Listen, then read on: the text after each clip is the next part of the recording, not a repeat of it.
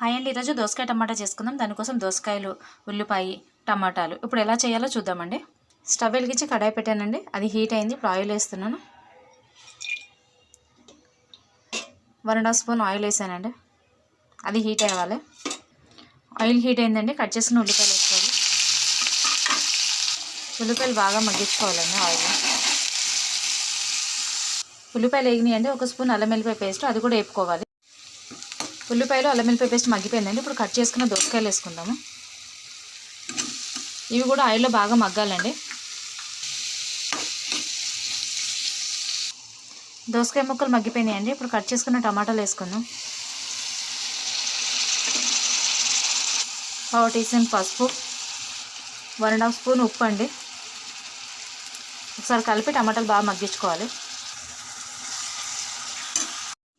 ఒకసారి చూద్దామండి. టమాటా బాగా మగ్గిపోయిందండి. ఇప్పుడు కారం వేసుకుందాము. 1.5 స్పూన్ కారం అండి.